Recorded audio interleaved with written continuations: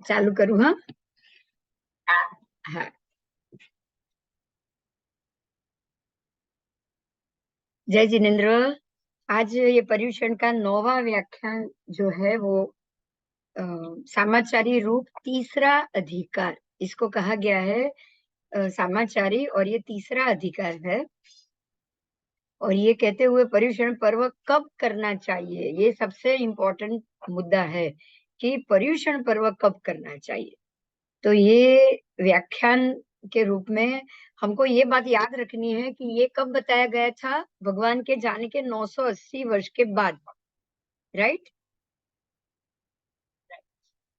और समवाय आगम के अंदर 50वां समवाय ऐसा है, ये मैं चालू करूं उससे पहले ही आपको बता दूं कि समवाय आगम में ऐसा पाठ है कि जब चौमासा चालू होने के बाद, चौमासिक प्रतिक्रमण करने के बाद 50वीं तिथि के ही दिन संवत्सरी होती है, बराबर। अब चौमासा कब शुरू होगा?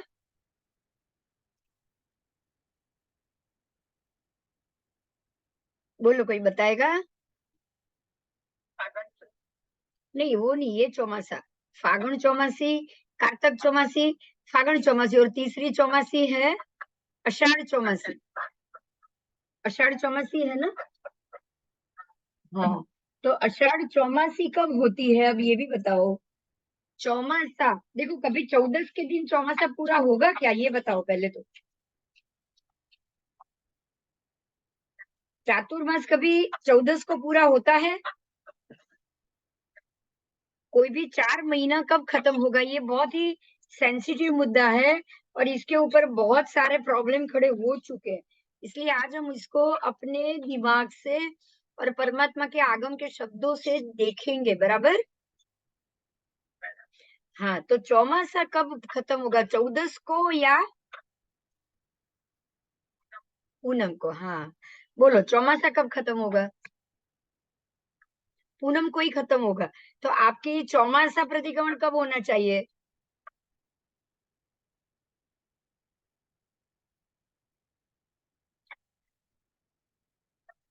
हाँ, 3 चौमासी में से तीनों चौमासी प्रतिक्रमण पूर्णिमा को ही खत्म होते हैं। ये बात हमको याद रखनी चाहिए। कभी भी 14 के दिन होता है वो पक्षी प्रतिक्रमण होता है, पाक्षिक प्रतिक्रमण है वो। पक्षी प्रतिक्रमण, पक्षी सूत्र 14 को बोलना होता है। अतिचार जो बोलना है वो 14 को बोलना होता है। लेकिन चौमासी जिसको आप बोलो, और 4 महीने का जो प्रतिक्रमण है, अभ्याख्यान और वो जो हम बोलते हैं ना, प्रत्याख्यान, अप्रत्याख्यानीय प्रत्याख्यानीय बोलते हैं, बराबर। हाँ, तो अप्रत्याख्यानीय प्रत्याख्यानीय, प्रत्याख्यानीय प्रतिक्रमण के अंदर अगर आपको आना हो तो वो 15 दिन के अंदर, संचालन प्रतिक्रमण रोज का होता है, प्रत्याख्यानीय प्रतिक्रमण 15 दिन का, पक्षी प्रतिक्रमण होता है, और ये जो होता है चौमासी प्रतिक्रमण वो अप्रत्याख्यानीय होता है। कषायों का अगर आप 4 महीने में भी नहीं कर रहे हो, और अगर साल के बाद कर रहे हो, 1 वर्ष के बाद कर रहे हो, तो वो आपका प्रतिक्रमण हो गया संवत्सरी। तो ये सारी चीजों को हमें याद रखना है। जो 12 महीने में एक ही बार प्रतिक्रमण कर रहा है, उनके कषाय अप्रत्याख्यानीय हो जाएंगे। और 12 महीने में भी जो नहीं कर रहा है, जो व्यक्ति 1 साल में भी ये नहीं कर रहा है, उसके जो कषाय है वो अनंत अनुबंधी हो जाएंगे। तो ये खास प्रतिक्रमण के लिए कहा गया है कि पर्युषण कल्प, जिसको हम संवत्सरी प्रतिक्रमण कर रहे हैं, वो कब करना चाहिए। उस काल और उस समय में वर्षा काल के 1 मास और 20 दिन बीतने पर, 1 महीना और 20 दिन व्यतीत होने पर, 1 महीना का अर्थ हो गया 30 तिथि, और 20 दिन मतलब कि 50 तिथि, बराबर। तो ये 50 तिथि निकलने पर महावीर प्रभु ने चातुर्मास के अंदर पर्युषण पर्व किया है। ये 50वां समवाय है कि भाई 1 महीना निकल गया चौमासी शुरू होने के बाद, तो चौमासी प्रतिक्रमण पूर्णिमा को फिर एकम से गिनोगे तो 30 तिथि पहले महीने की, और फिर 20 तिथि और 20 तिथि आपको और जानी है। वध एकम से शुरू हुआ, वध एकम से वध एकम तक 30 और फिर वध पक्ष के और सुद बाकी के आगे के वध पक्ष के और 15 दिन, तो ये हो गए 45 और 5 तिथि शुक्ल पक्ष की। तो 4 तिथि पूरी गई और 5वीं तिथि के दिन बराबर, तभी 70वें दिन हुआ ना।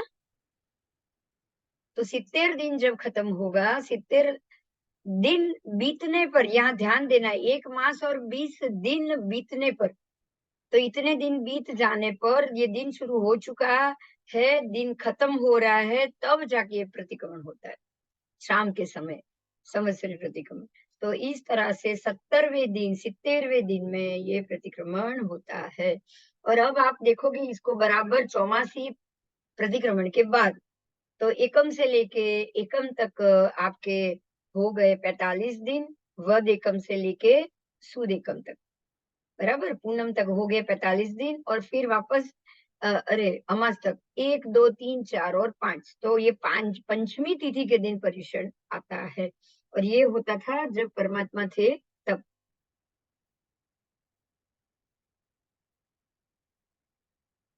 इस कारण ऐसा कहा जाता है कि वर्षा काल के 1 मास और 20 दिन बीतने पर श्रवण भगवान महावीर ने चातुर्मास में पर्युषण किया है। देखिए अब ये यहाँ प्रूफ मांग रहे हैं और यहाँ आपको प्रूफ भी मिल रहा है कि ऐसा कैसे कहा जाएगा, क्यों कहा जाता है।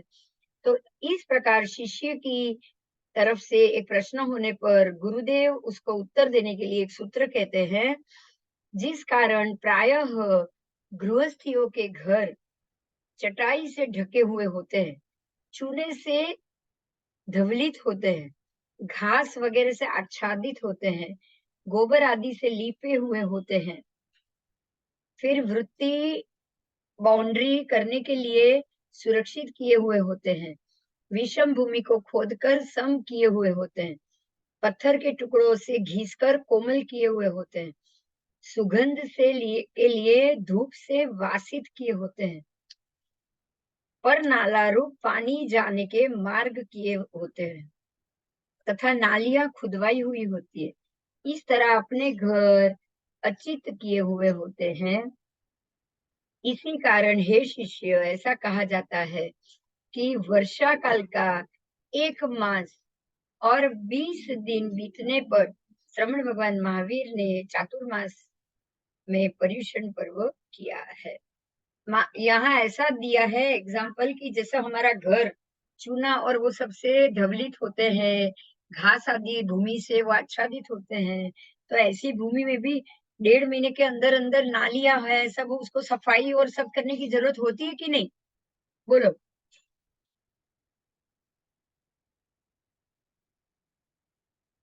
तो अ, इस तरह अपने घर अचित किए हुए होते हैं, आपको अचित करना पड़ेगा। जैसे घर अचित करते हो, ऐसे ही आपको अपनी आत्मा को भी अचित करना पड़ेगा। उस पर जो भी सचित लगा हुआ है, सचित यानी कर्म, कर्म सचित ही होते तभी तो लगते हैं ना। अगर वो कर्म सचित नहीं होते, मूर्त होते, तो लगते क्या, बोलो। आज आपको ये नई बात सीखने को मिल रही है, कर्म अचित नहीं है, कर्म सचित है कि नहीं, बताओ। तभी तो आपके ऊपर पुद्गल के हिसाब से लग रहे हैं। मैं कुछ सोचती हूँ तो जो भी सोचने के लिए पुद्गल ले रही हूँ वो मेरे ऊपर लग गए, है ना। ये बिल्कुल ऐसे पत्थर के जैसा है। आप पत्थर को एक पानी में डाल दो तो जैसे जैसे पानी बहेगा वैसे वैसे पत्थर आगे आगे जाएगा ना। हाँ, तो इसी प्रकार से कर्म होते हैं। जैसे जैसे हम कर्म करते हैं वैसे वैसे वो हमारे ऊपर लगते जाते हैं। तो इस प्रकार से ऐसे चाहे उनका स्वरूप कैसा भी हो, लेकिन वो हमारे ऊपर लग सकता है, इस जवाब के लिए भी वो सचेत हो गए, बराबर। उद्गल वर्गना चाहे कैसी भी हो, लगाने वाले हम सचेत है और हम सचेत होकर उसको लगाते जाएंगे तो सीधी बात है कि वो हमारे ऊपर लगना तो है ही उसको, तो लगते लगते वो सचेत हो जाएगा। अब उसको फिर सचेत, अब उसको जब तक हम निर्जरित करके उसको खत्म ना कर ले तब तक वो मूर्त होगा ही नहीं। मूर्त नहीं होगा तो वो हमारे ऊपर लगता जाएगा। तो इस प्रकार से कर्म हम पर लगते हैं। और ऐसे अंतःकरण कर्म की सफाई होनी जरूरी है। यही कारण है कि महावीर स्वामी भगवान ने 17 दिन, 1 महीना और 20 दिन यानी कि 70 डेज बीत जाने पे उन्होंने उन्होंने ये पर्युषण पर्व किया। बराबर। आओ, इसी तरह गणधरों ने भी वर्षा काल का 1 मास और 20 दिन बीत जाने पर चातुर्मास में ही पर्युषण पर्व किया है। जिस तरह गणधरों ने वर्षा काल का 1 मास और 20 दिन बीत जाने पर पर्युषण पर्व किया, उसी प्रकार से गणधरों के शिष्यों ने भी 1 मास और 20 दिन बीत जाने के बाद पर्युषण पर्व किया है।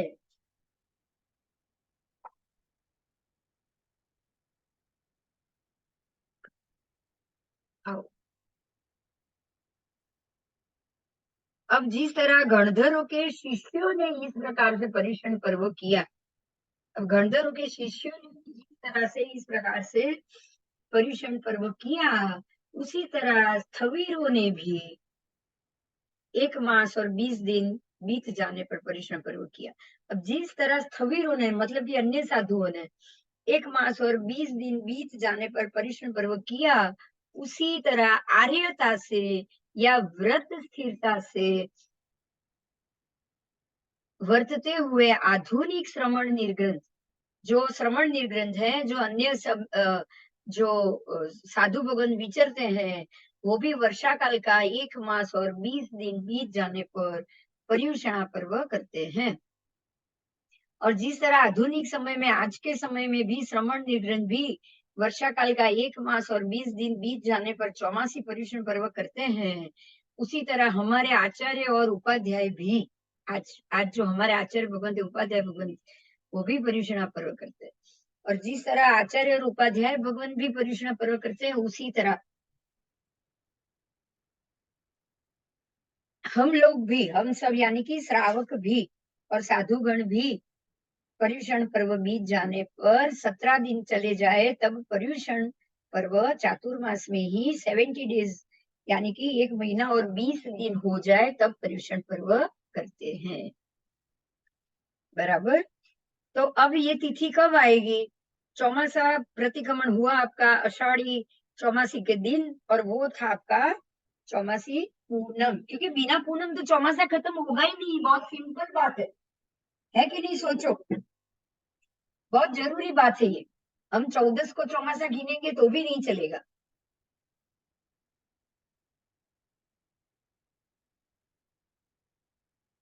आओ, तो इस तरह भादरवा महीने में भादरवा शुक्ल पक्ष के पंचमी से पहले पर्युषण पर्व करना कल्पता नहीं है।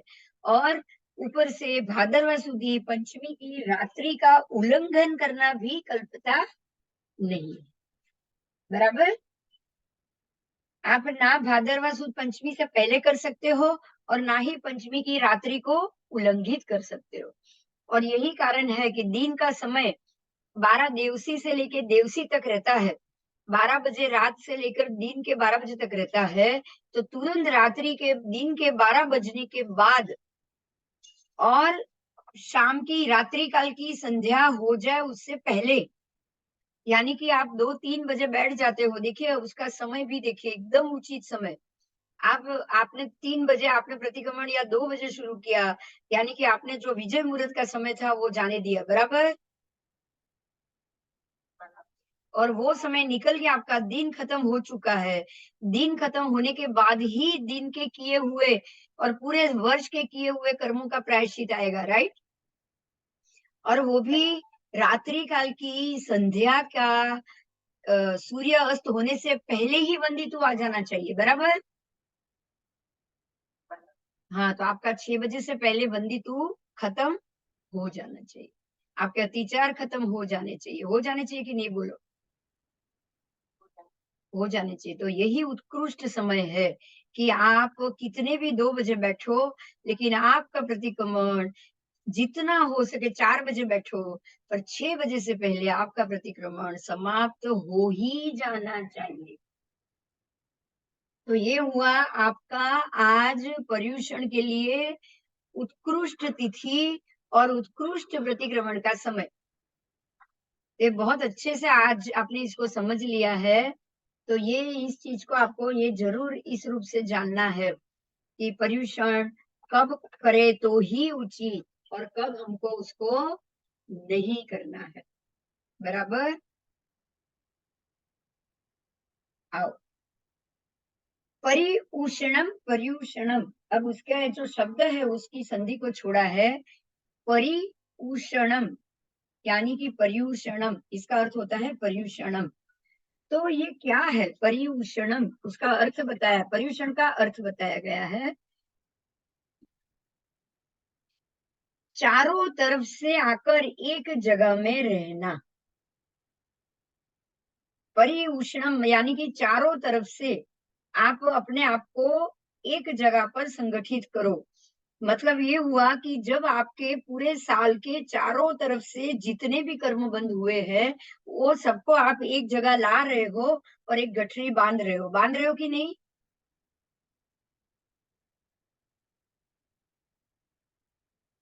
और अब आप उस कर्म का बिल्कुल शांति से मिच्छामि दुक्कडम कहते हुए संपूर्ण 2 घंटे के अंदर प्रत्येक प्रत्येक प्रकार के कर्म भाड़ी कम्मे, फोड़ी कम्मे, जो हम वंदितु बोलते हैं ना, वो सारे सारे प्रकार के कर्म है।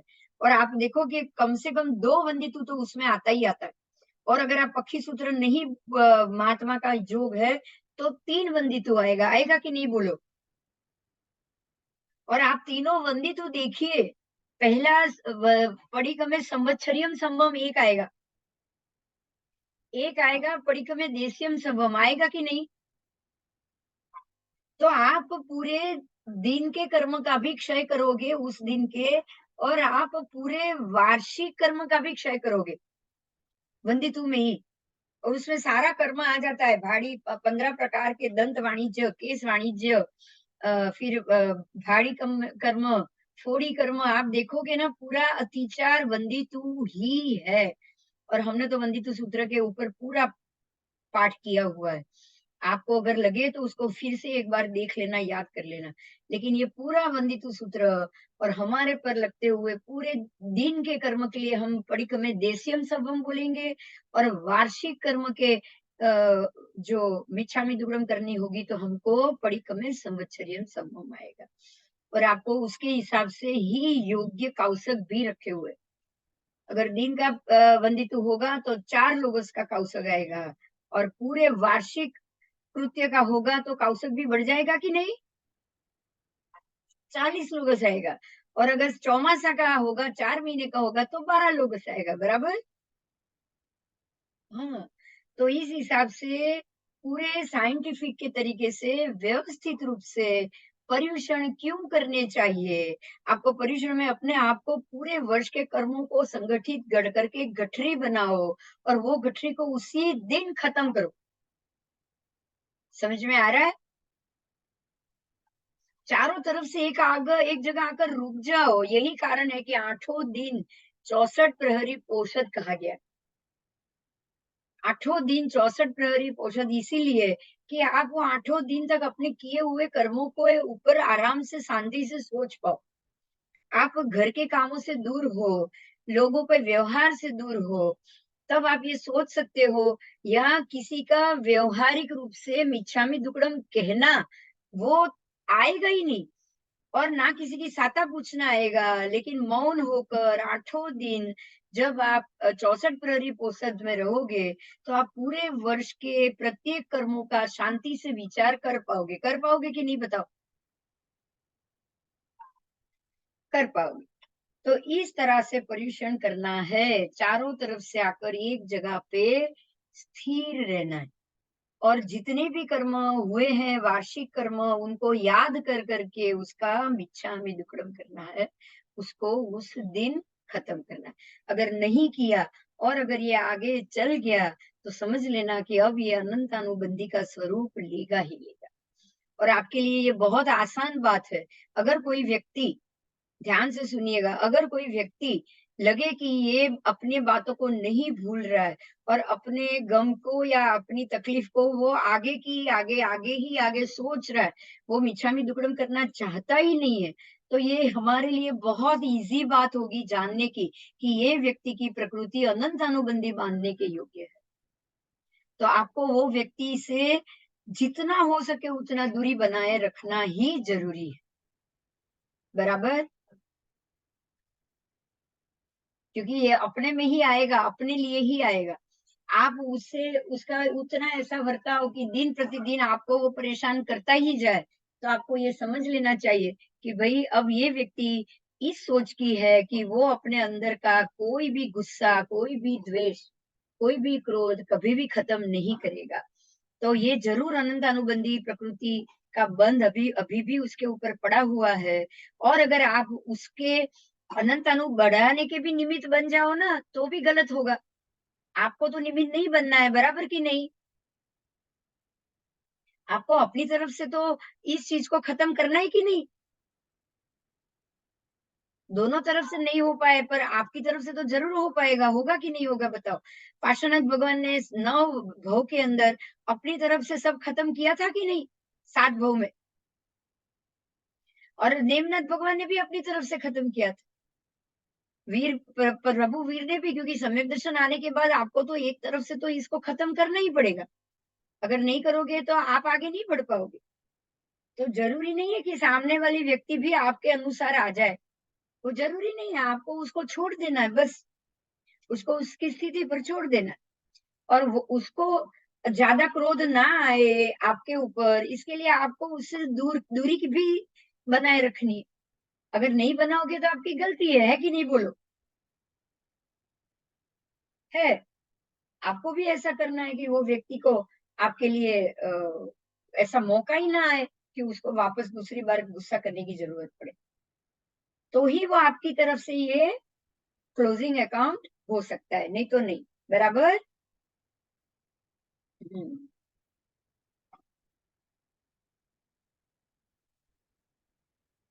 चलो अब आगे जाएँ। समझ में आ गया? कोई प्रश्न है तो बोलो।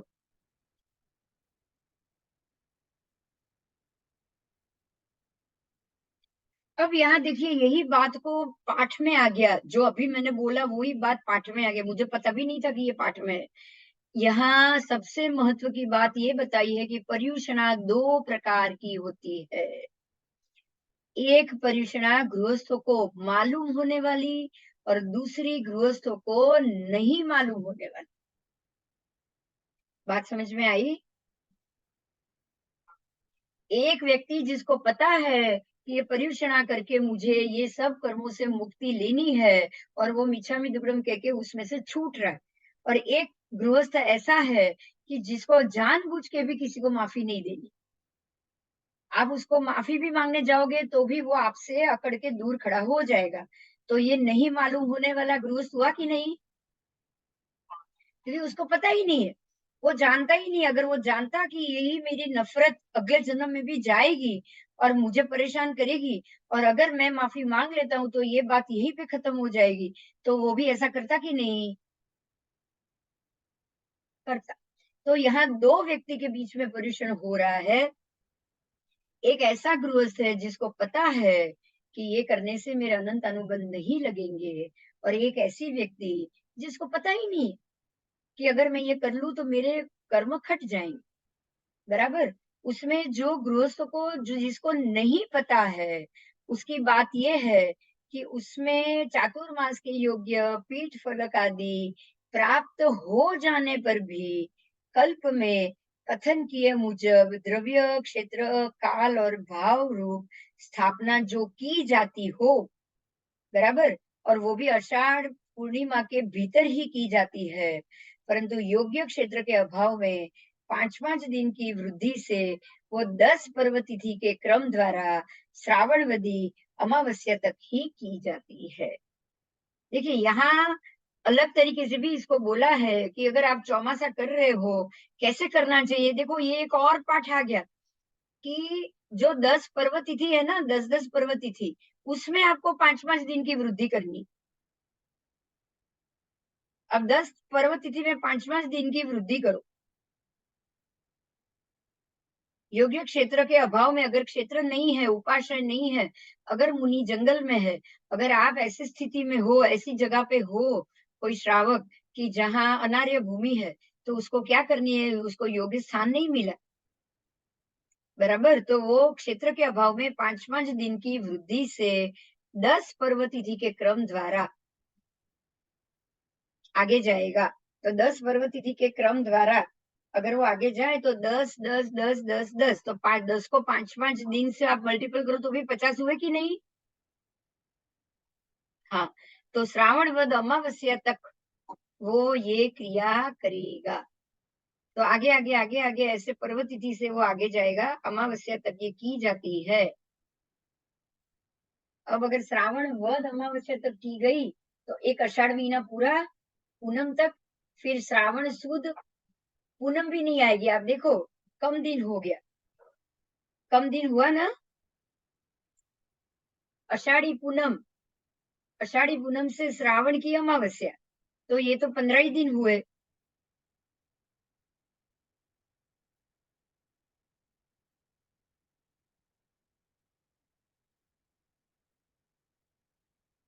ये गुजराती लिखा हुआ लग रहा है ना?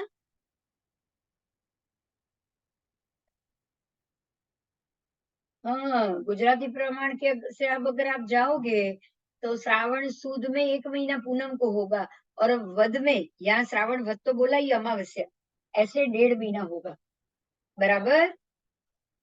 तो 1.5 मासी तक भी अगर आपको स्थान योग्य ना मिले, तो आप 1.5 मासी तक भी चौमासा कर सकते हो। तो ये चौमासे की बात आई, बराबर? चौमासा 4 महीने का नहीं हो पाए तो 1.5 मास तक भी एक स्थान पर स्थिर रहना ही चाहिए।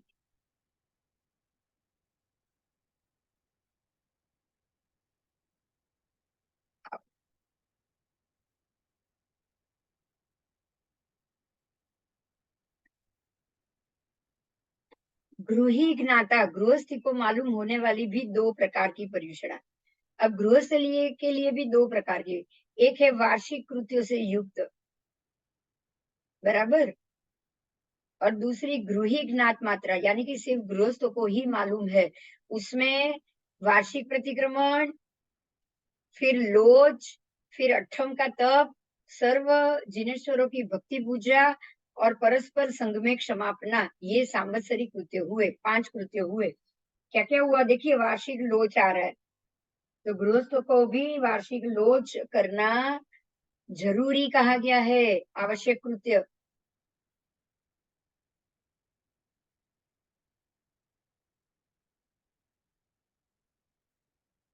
फिर वार्षिक प्रतिक्रमण, और 1 वर्ष में 1 अट्ठम का तप, और सर्व जिनेश्वरों की भक्ति पूजा तथा परस्पर संग से क्षमापना। क्षमापना तो बहुत जरूरी। इन कृत्यों सहित पर्युषणा भादरवा सुदी पंचमी के दिन ही की जाती है, और कालिकाचार्य के उपदेश से चतुर्थी के दिन। अब जो बीच में एक समय आया था, ध्यान से सुनिएगा, राजा को 1 दिन के लिए कहीं बाहर जाना था, पंचमी के दिन राजा हाजिर नहीं रहने वाले थे, तो राजा के कहने से 1 दिन पहले चतुर्थी के दिन ये प्रतिक्रमण, संवत्सरी प्रतिक्रमण हुआ। कालकाचार्य ने ऐसा करवाया, और तब से लेकर आधे लोग चौथ के दिन चतुर्थी संवत्सरी करने लग गए, बराबर? अब इसके लिए एक ही तरीका है, आप 1 दिन चतुर्थी के दिन संवत्सरी प्रतिक्रमण कराओ, और उसी साल में दूसरे पंचमी के दिन भी प्रतिक्रमण कराओ, तो आपका फिर पंचमी से पंचमी वार्षिक हो जाएगा, होगा कि नहीं? होगा। आपको चाहे 1 वर्ष में 2 प्रतिक्रमण करने पड़ जाए संवत्सरी के, लेकिन ये कराना बहुत जरूरी, तभी आप पंचमी से पंचमी तक जा पाओगे। तो 1 साल में 2 बार प्रतिक्रमण करना तो कुछ भी दोष नहीं है क्या, बताओ? एक बार ज्यादा प्रतिक्रमण करोगे तो नुकसान तो है ही नहीं ना। तो इस तरह से आप पंचमी से लेकर पंचमी तक पहुंच सकते हो। अब सिर्फ गृहस्थों को मालूम वाली बात है, जिस वर्ष में अधिक मास आ जाए, उस वर्ष में चातुर्मास से लेकर 20 दिन बाद मुनि हम यहाँ रहे हैं, ऐसे पूछने वाले गृहस्थों के आगे ऐसा कहते हैं। सो भी जैन पंचांग के अनुसार है, क्योंकि उसमें युग के मध्य में पोष तथा युग के अंत में आषाढ़ मास की वृद्धि होती है, किंतु अन्य किसी मास की वृद्धि नहीं होती। यह पंचांग आज कल बिल्कुल मालूम नहीं होता है। देखिए, यहाँ एक बात तो क्लियर हो गई, या तो आषाढ़ की वृद्धि होगी या पोष की वृद्धि होगी, लेकिन चातुर्मास में एक भी महीने की अतिरिक्त वृद्धि नहीं होती। यानी कि चातुर्मास 4 ही महीने का, ये कंफर्म हो गया। चातुर्मास कभी भी 5 महीने का नहीं आएगा। तो आपको पंचांग में या तो आषाढ़ की वृद्धि करो, या यहाँ भी या शब्द खास लिखा हुआ है, या सिर्फ आषाढ़ की ही वृद्धि करो, या फिर आप पोष की भी वृद्धि कर सकते हो। बराबर। उसके अलावा अधिक महीना कोई नहीं आएगा। अगर आषाढ़ में वृद्धि कर ली तो श्रावण, भादरवा, आसो और कार्तिक पूनम, है ना। आषाढ़ पूनम से कार्तिक पूनम आपका 4 महीना हो गया, तो वहां तो अधिक महीना आना ही नहीं है ना। आना है, बताओ। नहीं आना है। इसी कारण से आषाढ़ पूनम से लेकर 50 दिन में ही पर्यूषण करना युक्त है, ऐसा वृद्ध आचार्य कहते हैं, यानी कि हमारे पूर्व आचार्य, पहले के आचार्य कहते हैं।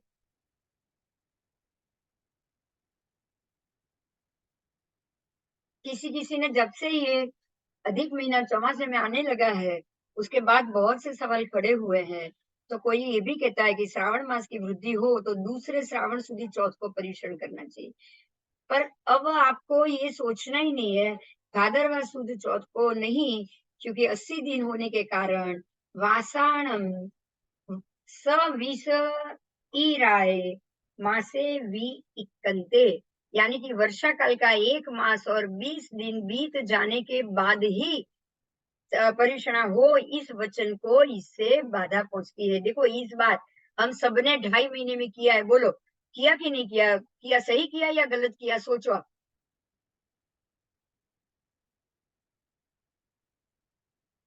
गलत किया। वर्षा काल की 1 मास और 20 दिन बीत जाए तब पर्यूषण प्रतिक्रमण हो ही जाना चाहिए, हो ही जाना चाहिए। कभी भी आपको 1 महीना ज्यादा उल्लंघन नहीं करना है। इस वचन को बाधा पहुंचती। इसीलिए अगर ऐसा हमको सोचे तो हमको ऐसा नहीं करना चाहिए, तुरंत ही होना चाहिए। बराबर। ऐसे ही अगर आसो मास की वृद्धि आए तो चातुर्मासिक कृत्य दूसरे आसो मास की शुक्ल चतुर्दशी को ही करना चाहिए, क्योंकि कार्तक मास की शुक्ल चतुर्दशी को करने से 100 दिन हो जाते हैं। बराबर। और श्रवण भगवान महावीर वासाणम सविसराये मासे वी इक्कन्ते सित्तरी राय दिए से ही। इसका अर्थ ये है कि श्रवण भगवान महावीर स्वामी ने वर्षा काल का 1 मास और 20 दिन बीत जाने पर, 17 दिन शेष रहने पर, मतलब 20 दिन बीत जाना चाहिए और 17 दिन शेष रहना चाहिए। ये चातुर्मास का यही सूत्र है। 20 दिन पहले होना चाहिए, निकल जाने चाहिए। 70 दिन, 50, 30 और 20, ऐसे 70 डेज बाकी रहेंगे। 17 दिन बाकी रहेंगे और 50 दिन बीतेंगे, उसी दिन संवत्सरी आएगी। ये दोनों को आप तभी संभाल पाओगे जब आपका अधिक महीना ये 4 महीने में आए ही नहीं। सबसे गलत बात ही यही है कि ये 4 महीने में अधिक महीने का आना। तो आप समझ लीजिए कि ये पंचांग जो जिसमें 4 महीने के अंदर अधिक महीना आता है, वो कोई भी एंगल से सही नहीं। एक भी आराधना आपकी उससे सही नहीं हो रही है, और ये सामाचारी के विरुद्ध नियम जा रहा है। समझ में आया आपको?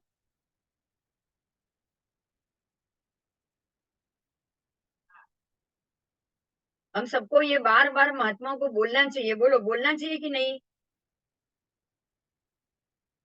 ये भी नहीं कहना चाहिए कि चातुर्मास आषाढ़ आदि मास से प्रतिबद्ध है, इससे कार्तिक चातुर्मास का कृत्य कार्तिक मास में ही शुक्ल चतुर्दशी को करना युक्त है, ऐसा भी नहीं बोलना चाहिए। देखो क्या लिखा हुआ है। चौमासा आषाढ़ से ही शुरू होगा और पूर्ण कार्तिक पूनम को ही होगा। देखो यहाँ ये लिखा है, देखो कार्तिक पूनम को ही पूर्ण हो रहा है चौमासा, और आषाढ़ी पूर्णिमा से ही शुरू हो रहा है। मगर हम ये बोलेंगे और बीच में अधिक महीना डालेंगे तो फिर ये नियम तो गलत हो गया ना, कि 120 आप तो 150 दिन में चौमासा खत्म कर रहे हो। तो फिर आपको कहाँ पे बदलना चाहिए? आप फिर चौमासा आषाढ़ महीने से शुरू होना चाहिए, ऐसा आपको नहीं बोलना चाहिए। बराबर, बहुत अच्छे से समझाया है इसमें। कुछ भी हो जाए आपके चौमास से 4 महीने का ही होना चाहिए, मतलब आपका 4 महीने में एक भी अधिक महीना नहीं आना चाहिए। आप सोचो, हम लोग एक प्रतिक्रमण भी जो संवत्सरी करना चाहिए ना, वो भी कितना गलत कर रहे हैं, आप ये सोचो। क्या किसी भी एंगल से ये सही हो रहा है? एक टीम बनाओ और कहो, बात करो महात्मा से, ये नहीं चलेगा। बराबर,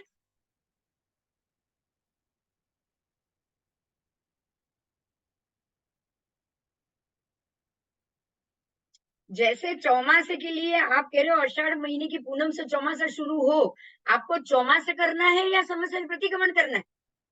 महत्व क्या है बताओ। तो जैसे आप बोलते हो कि आषाढ़ सुद पूर्णिमा से ही चौमासा शुरू होगा, ऐसे ही संवत्सरी के लिए भी ये कहा गया है कि ये बराबर चौमासे में 50वें दिन ही संवत्सरी होगी। तो आप उसको क्यों भूल रहे हो बताओ? क्या उसको भूलना चाहिए?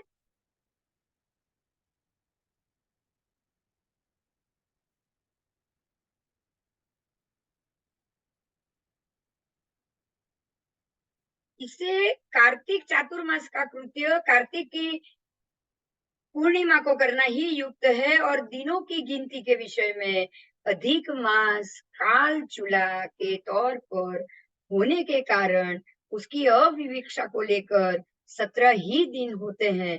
तो फिर समवायन सूत्र के वचन को कैसे बाधा आ सकती है, सोचो। अगर आपने बीच में ये डाल दिया तो ही बाधा आएगी ना। तो हमको बीच में अधिक महीना डालना ही नहीं चाहिए, आपको डालना चाहिए, बताओ। तो आप पंचांग को क्यों नहीं बदलते हो? पूर्णिमा किस दिन आए वो इम्पोर्टेंट नहीं है, मगर आपका चौमासा, चौमासे की पूनम, आपका संवत्सरी प्रतिक्रमण और आपके चौमासा खत्म होने की पूनम, आपको सिर्फ उसी से मतलब होना चाहिए और किसी से होना चाहिए, और ये सारा टोटल 120 दिन के अंदर हो जाना चाहिए। 120 राइट या ना, 118 दिन बोलो, होना चाहिए कि नहीं?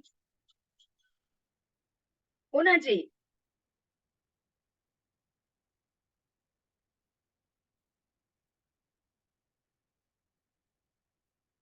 बराबर, 50 ही दिन में प्रतिक्रमण आना चाहिए, 80 दिन में नहीं। बस ये याद रखना है।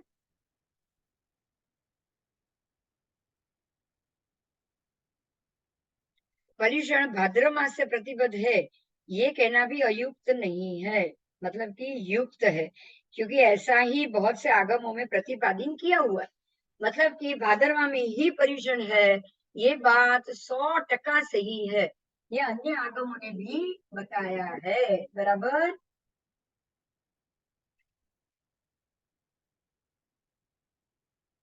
अन्यदा पर्युषण का दिन आने पर आर्य कालक सूरी ने शालीवाहन राजा को कहा कि भादरवा सुदी पंचमी को ही पर्युषण कल्प की चूर्णी में है। भादरवा सुद पंचमी ही पर्युषणा है, और ये पर्युषण कल्प की चूर्णी में लिखा हुआ है। और शालीवाहन राजा को श्रावक था, और वह कालकासुरी को आया सुनकर उसने सन्मुख जाने को निकला, और श्रवण संघ भी निकला। बड़े आडंबर से कालकसुरी ने नगर प्रवेश किया और प्रवेश करके कहा कि भाद्रवा सुदी पंचमी को ही पर्युषणा करना है। और ये शालीवाहन राजा, यही से शालीवाहन शक शुरू हुआ। मतलब ये 100% हिंदू विचारधारा का राजा है कि नहीं, बोलो। हाँ, नहीं तो शालीवाहन शक वो शुरू ही नहीं करता। अगर उसको पर्युषणा, अगर वो जैन धर्म के प्रति होता तो फिर वो वीर संवत को ही आगे कायम रखता, क्यों अपनी संवत नहीं शुरू करता, सोचो। उसको क्या अपनी संवत शुरू करनी थी? मतलब यही हुआ है कि ये अधिक महीना बीच में आना भी ये शालीवाहन राजा के कारण हुआ है। संवत्सरी का चतुर्थी पे जाना भी शालीवाहन राजा के कारण हुआ है कि नहीं हुआ है? हुआ है। तो इस चीज को तो हमें बाहर निकलना ही पड़ेगा, ये नहीं चलेगा, ये बिल्कुल नहीं चलेगा।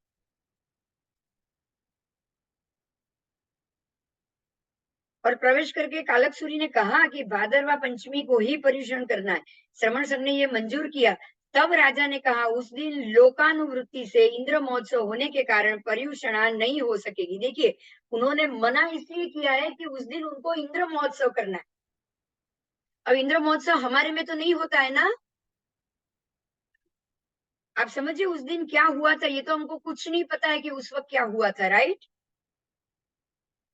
तो लोगों की अनुवृत्ति के लिए इंद्र महोत्सव कराने के लिए आप हम सबको, या तो राजा ने कहा छठ के दिन पर्युषणा करो या फिर चौथ के दिन करो। देखो, ये बदलने वाला राजा भी हिंदू महोत्सव के कारण ही उसने ये इंद्र महोत्सव कराने के कारण ही उसने ये पर्युषण के दिन को बदला है। पर्युषण के संवत्सरी के दिन को बदलने का कारण भी उस शालीवाहन शक और शालीवाहन राजा की इंद्र महोत्सव की उसको करने की वृत्ति है। अब इंद्र महोत्सव भी आप करो, आपको करना है तो, लेकिन संवत्सरी भी उस दिन करो तो क्या प्रॉब्लम था, सोचो आप।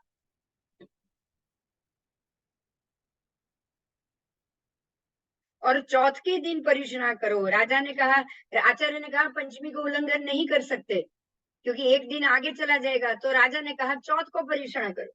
तो अब चौथ को परिश्रम करा, तो अब चौथ की पंचमी इसलिए नहीं कर सकते, उल्लंघन हो जाएगा, तो अब एक वर्ष ऐसा करना पड़ेगा, चौथ को भी परिश्रम करो और पंचमी को भी परिश्रम करो, बराबर। तब जाके आप इस प्रॉब्लम से बाहर आओगे और शास्त्र अनुसार आप बराबर 50वीं तिथि और पंचमी के दिन ही परिश्रम कर पाओगे। ठीक है।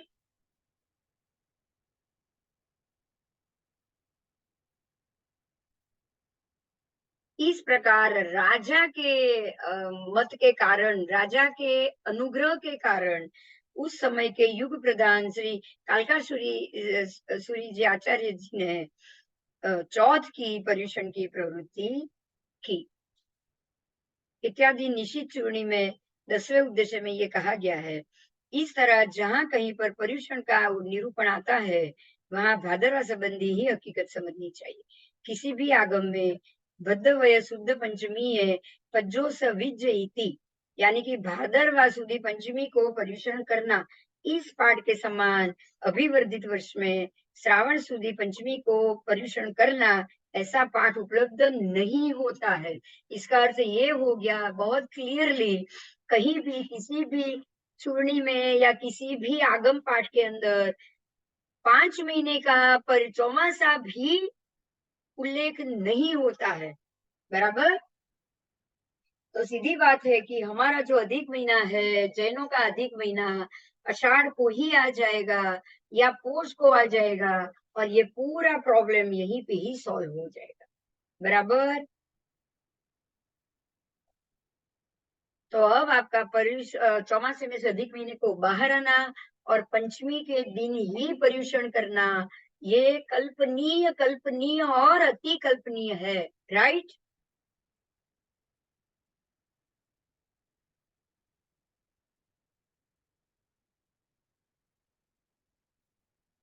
चलो, ना ही कार्तिक मास के प्रतिबद्ध चातुर्मासिक कृत्य करने के लिए अधिक मास का प्रमाण है। मतलब उसमें कोई अधिक मास का भी प्रमाण नहीं है कि अगर कार्तिक महीने में अधिक महीना हो तो ये करो, ऐसा कोई सूचन नहीं। ना ही ये भी सूचन है कि अगर श्रावण अधिक हो तो भादरवा में ऐसे करो, कोई सूचन नहीं है। इसका अर्थ यही है कि पहले कभी भी यहाँ पे अधिक महीना आता ही नहीं था। और यहाँ तक कि ये अधिक महीना तुला राशि, सूर्य की तुला राशि प्रवेश और सूर्य की कर्क राशि प्रवेश के मध्य में ही होता है। अगर आप सनातन धर्म की तरफ भी अगर जाओगे और ये वहां भी अगर ये शालीवाहन शक पे भी अगर दृष्टि डालोगे तो आपको ये जवाब मिलेगा कि जैसे ही कर्क संक्रांति शुरू हुई, आषाढ़ी पूर्णिमा होगी उस दिन, और आपका चातुर्मास शुरू होगा और जैसे ही तुला संक्रांति होगी उस दिन ये आपको आसो पूर्णिमा आ जाएगी और आपका उसी दिन आपका चातुर्मास खत्म होगा। मतलब चातुर्मास 4 महीने का ही होता है। इसीलिए सनातन धर्म के हिसाब से देखो, सिद्धांत शिरोमणि के हिसाब से देखो, या फिर ये शालिवांशक हिंदू परंपरा के अनुसार भी देखोगे ना, तब भी 4 महीना ही चातुर्मास है। उनके ये 4 महीने के मध्य कभी भी अधिक महीना नहीं आता है। बराबर। इसीलिए कदाग्र को छोड़ दो। क्या अधिक मास को कौआ खा गया? क्या उस मास में पाप नहीं लगता था? क्या उसमें भूख नहीं लगती थी? ऐसा उपहास्य नहीं करना चाहिए। अपने पागलपन को भी प्रकट नहीं करना चाहिए। अधिक मास के दिन भी दिन ही होते हैं। और 13 मास, देखो यहाँ पर आ गया है 13 मास, बहुत ध्यान से सुनिएगा। 13 मास होने पर भी संवत्सरिक क्षमापना में 12 सह मासाणम इत्यादि ही बोला जाता है। और ये बोलते हुए अधिक मास को अंगीकार नहीं किया जाता, ये भी बहुत गलत है। इस तरह हमारे संवत्सरिक क्षमापना में भी आपको 12 मासाणम की जगह 13 मासाणम ही बोलना चाहिए। बराबर। और चौमासा 4 महीने का है, इसीलिए चतुर्मास में चौनम मासाणम ही आएगा, 4 मासाणम ही आएगा। लेकिन संवत्सरी तो 13 मासाणम होगा कि नहीं? बोलो। हाँ। और आप संभव जो पाक्षिक प्रतिक्रमण है 14 तिथि होने के बावजूद, 14 दिन का पक्ष होने के बावजूद भी पनरस दिवसाणम पनरस रायाणम बोलते हो कि नहीं? बोलते हैं। 14 दिन होते फिर भी तिथि तो आपकी गई ना। तो आपके 13 महीने हो गए तो तिथि तो आपकी 390 गई। तो 360 राय दियणम की जगह 390 राय दियणम नहीं बोलोगे ना, तो भी आपने 1 महीने का प्रतिक्रमण किया ही नहीं है। किया? बोलो। 13 मासाणम 390 राय दियणम क्यों नहीं बोलते हो? बोलना चाहिए कि नहीं? तो इस तरह कल्प विहार, नवकल्प विहार आदि लोकोत्तर कार्यों में भी बोला जाता है और बोलना चाहिए। आषाढ़े मासे दुपया, ऐसा कर कर सूर्य चार इत्यादि विषय में भी ऐसा कहा जाता है। लोक में भी दीपावली, अक्षय तृतीया आदि पर्व के विषय में, व्याज गिनने आदि के विषय में अधिक मास नहीं गिना जाता। ठीक है। और अधिक मास नपुंसक होने से ज्योतिष शास्त्र उसमें तमाम शुभ कार्य करने का निषेध करता है। आपको कार्य निषेध करने के लिए मना किया गया है, लेकिन आपने वो पूरा महीना क्या खाया पिया नहीं है क्या? किसी से झगड़ा नहीं किया है? बताओ।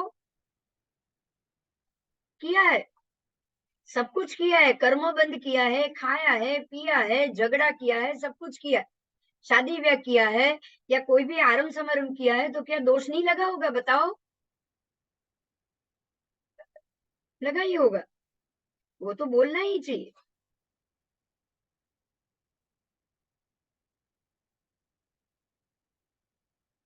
बराबर। हम्म। इसीलिए पहला भादरवा लेना, दूसरा भादरवा लेना, पहला श्रावण लेना, ये मुद्दा ही नहीं आना चाहिए। मुद्दा आएगा ही नहीं। आपको अपने हिसाब से ही आगे ले लो आप बस। आषाढ़ महीना है, अगर चातुर्मास में अधिक आ रहा है तो आपको आषाढ़ ही अधिक ले ही लेना चाहिए, कुछ नहीं सोचना चाहिए। बराबर 1.5 महीने में प्रदूषण आ जाए, हमको क्या लेना देना दूसरों का त्योहार कब है? बोलो। क्यों आपको वो गणेश चतुर्थी के दिन ही समझनी चाहिए क्या? सोचो। हाँ, फिर ऐसा सोचना ही नहीं चाहिए।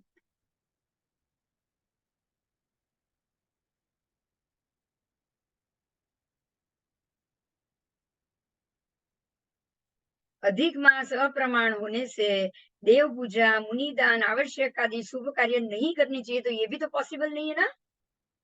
बोलो। क्योंकि आप तो प्रतिदिन देव पूजा, मुनि दान आगे कृत्य तो करते ही रहते हो। ठीक है, रोज प्रतिक्रमण भी तो होना ही चाहिए। संध्या आदि समय पे क्या चौविहार नहीं करते क्या? आवश्यक आदि 6 कृत्य नहीं करते हो ये दिनों में? करते हैं। करते हैं, पाप भी करते हैं, खाना पीना भी करते हैं। तो आप वो 1 महीने का प्रतिक्रमण ही नहीं करो, ये तो कैसे चलेगा? बिल्कुल नहीं चलेगा। ठीक है? पहला मास को नहीं गिनना और दूसरे मास में करना, ऐसा भी नहीं सोचना चाहिए। अचेतन वनस्पतियों को भी अ, ये अधिक मास में वो बढ़ती है। क्या वनस्पति उगाओगे तो बढ़ेगी नहीं क्या अधिक मास में? बोलो। बढ़ेगी, वो चेतन उसमें आएगा ही आएगा।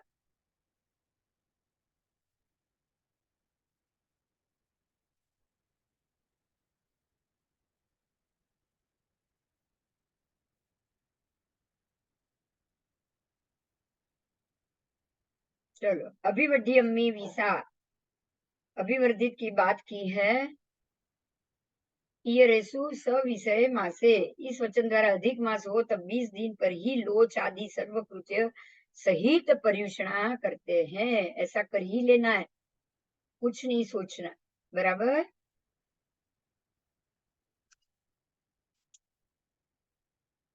कल्प में कही हुई द्रव्य क्षेत्र काल भाव रूप स्थापना इस प्रकार से है। अब द्रव्य से स्थापना, द्रव्य से कैसे स्थापना करोगे? तो तृण, डगल, क्षार, मल्लक आदि का परिभोग करना, ये द्रव्य से। द्रव्य से यानी कि जगह, जो द्रव्य है उससे। तृण डगल आदि का परिभोग करना, उसका त्याग करना, सचित आदि का भी परित्याग। तो द्रव्य से आप सारी चीज, घास फूस, ये सबका त्याग करना चाहिए। बराबर। इसीलिए देखो, आपको क्यों 6 7 8 दिन का क्यों 64 प्रहरी बोला है? आप 8 दिन का 64 प्रहरी करोगे तो स्नान भी नहीं करोगे। बराबर। किसी भी द्रव्य का उपयोग नहीं करोगे। यहाँ तक कि 8 दिन 64 प्रहरी 28 कोसों भी लोग करते हैं। उत्कृष्ट वो कहा जाता है। कहा जाता है कि नहीं? बोलो। हाँ।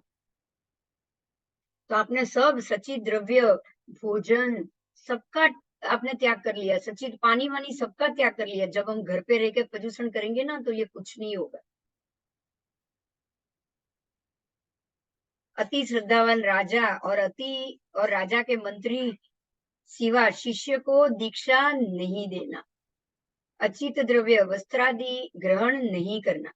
मिश्र द्रव्य उपधि सहित शिष्य भी ग्रहण नहीं करना। आपको ये 1.5 महीना शिष्य भी ग्रहण नहीं करना है।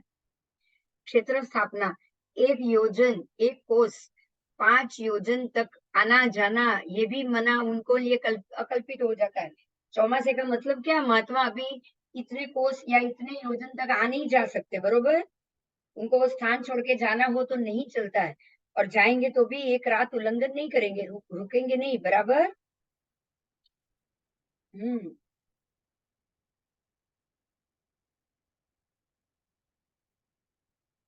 अब उसके बाद, अब क्षेत्र हो गया। अब काल की स्थापना, तो 4 महीने तक रहना समय की बात है। चौमासे में 4 महीने तक रहना। और अगर योग्य जगह या योग्य उपाश्रय ना मिले तो भी 1.5 महीने तक तो कंपलसरी रहना है। बराबर। हम्म। आगे, तो ये हुई क्षेत्र स्थापना। अगर कोई बीमार है तो वैद्य और औषधि के लिए 4 या 5 योजन तक जाने की भी उनको छूट कल्पती है। और काल स्थापना, काल की बात आ गई। 4 महीने तक रहना। भाव स्थापना में आ गया क्रोध और राग का परित्याग। क्रोध का परित्याग। बराबर। मतलब कि आपको राग और द्वेष दोनों को त्यागना है और ईर्ष्या समिति में उपयोग रखना। तो ये हो गया आपका भाव से स्थापना। राइट। तो अब हम अगला पर्यूषण करेंगे। कैसे करेंगे? बोलो।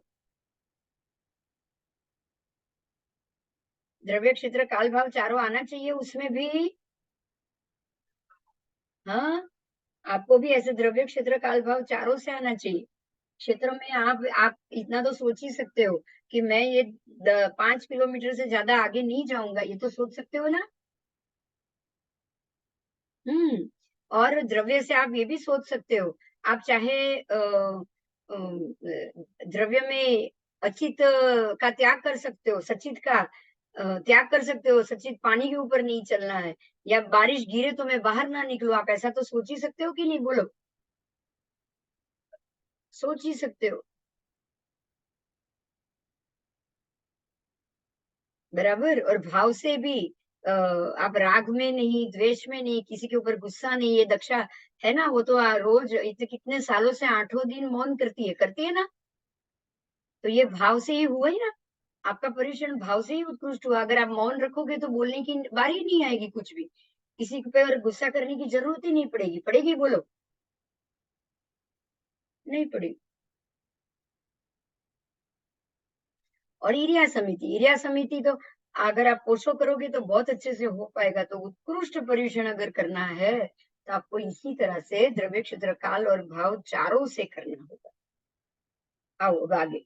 चातुर्मास में जो साधु साध्वी जी चारों दिशा और विदिशा में 1 योजन और 1 कोस तक उनका आना जाना कल्पता है। 1 योजन और 1 कोस मतलब कि 5 कोस हो गए। 1 योजन 1 कोस यानी कि 5 कोस हो गए। वहां तक उनका आना जाना अवग्रह होता है। इतना अवग्रह करके अहालंदमीव जो कहा गया है उसमें ये अव्यय है। अ अ शब्द यह जो है वो अथ शब्द अव्यय है। और लंद शब्द से काल समझना है। मतलब कि इतना उनका काल दिया हुआ है। जितने समय में भीना हुआ हाथ सूख जाए, अगर आपका हाथ गीला हुआ है वो उसको सूखने में जितना समय लगे उतने काल को जघन्य समय कहा जाता है। जघन्य लंद, ठीक है, लंद जिसको समय कहा जाता है, जघन्य समय। और 5 अहोरात्र और 5 समग्र रात दिन, ठीक है, 5 अहोरात्र को उत्कृष्ट समय कहा जाता है। इसके बीच का काल मध्यम समय होता है, जिसको मध्यम लंद कहा जाता है। लंद काल तक भी अवग्रह के अंदर रहना कल्पता है। अवग्रह से बाहर रहना नहीं कल्पता। ठीक है, तो अलंदमपि कहने से अवधि काल तक, अधिक काल तक 6 महीना अवग्रह के अंदर कल्पता है, परंतु अवग्रह के बाहर रहना नहीं कल्पता। तो 6 मास तक वो रह सकते हैं। पर्यूषण 4 मास खत्म होने के बाद भी वो और 2 महीने तक भी महात्मा वहां पे, अगर वैद्य की जरूरत पड़ी, दवाई की जरूरत पड़ी तो वो रह सकते। गजेंद्र पद आदि पर्वत की मेखला में और ग्रामों में रहते हुए साधु साध्वियों को उपाश्रय से 6 दिशा में आने जाने का 2.5 कोस, जाना हो तो 2.5 कोस, और अगर आना जाना दोनों है तो 5 कोस। तो 2.5 कोस भी आना जाना दोनों का 5 कोस का अवग्रह, अवग्रह का। ऐसा नहीं कि 5 जाओ और 5 आओ, बराबर। 8वीं जल आदि से व्याघात होने पर 3 दिशाओं का और 2 दिशाओं का तथा 1 दिशा का अवग्रह जानना। मलक आदि का परिभोग करना, सचित आदि का परित्याग करना।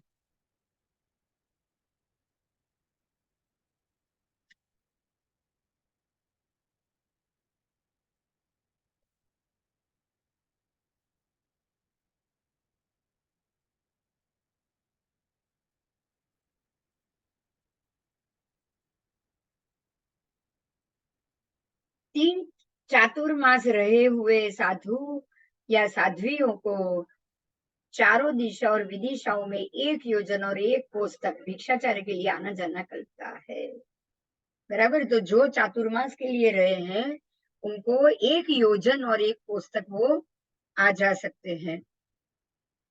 जहां पर नित्य ही अधिक जल वाली नदी हो, नित्य ही रोज ही ऐसा हो कि पानी रहता ही हो नदी में, और वो नदी नित्य बह रही हो, वहां सर्व दिशाओं में 1 1 योजन और 1 कोस तक भिक्षाचर्या के लिए आना जाना नहीं कल्पता।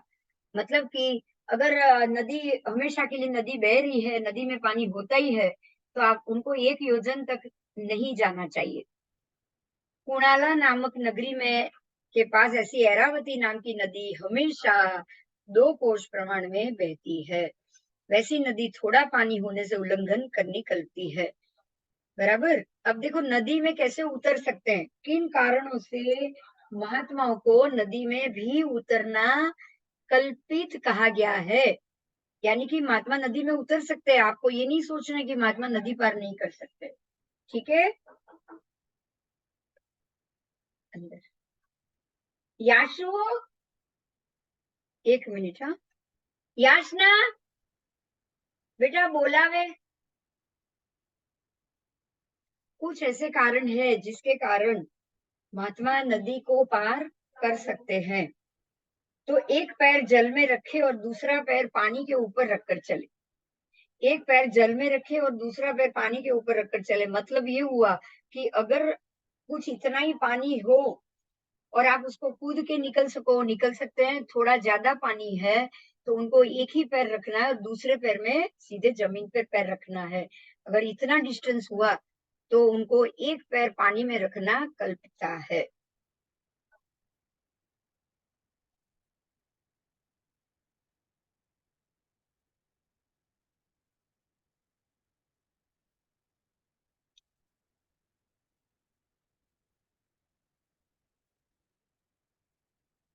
इस प्रकार नदी उतर सकता हो तो चारों दिशा और विदिशा में 1 योजन और 1 कोस तक भिक्षा के निमित्त आना जाना करता है। मतलब कि अगर इस प्रकार से अगर वो नदी उतर सके तो वो चारों दिशा विदिशा में 1 योजन और 1 कोस तक भिक्षा लेने जरूर जाते हैं। बराबर। और जहां पर इस तरह से पूर्वोक्त रीति से ना जा पाए वहां साधुओं को चारों दिशा और विदिशाओं में इतना आना जाना नहीं कर सकता। मतलब ये हो गया कि अगर इससे ज्यादा पानी है तो वो चारों दिशा में आना जाना उनका नहीं हो पाएगा। तब क्या करना, ऐसा हो तब क्या करना है? तो जब जंघा तक पानी हो तो वह दक संघट कहा जाता है। उसका मतलब हुआ कि ये दक संघट है। नाभि तक पानी हो तो लेप कहा जाता है और नाभि के ऊपर पानी हो तो लेपोपरी शब्द है, ये 3 कहा जाता है। शेष काल में 3 दफा दक संघट होने पर क्षेत्र नहीं हना जाता, इसलिए वहां जाना कल्पित है। શું છે બેટા? ના ના ઓલો નીચે શું છે, નથી થયું હજી. લઈને બહાર મુકામ રહી ને આપણે જ માણસો કરશે. તો એને શું છે કે કરતો કેમ નથી તો?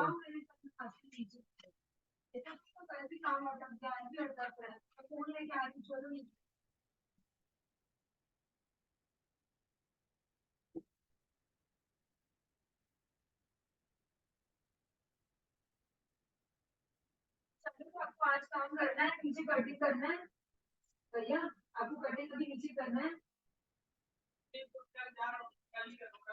ठीक है फिर मैं खाली करती हूँ तो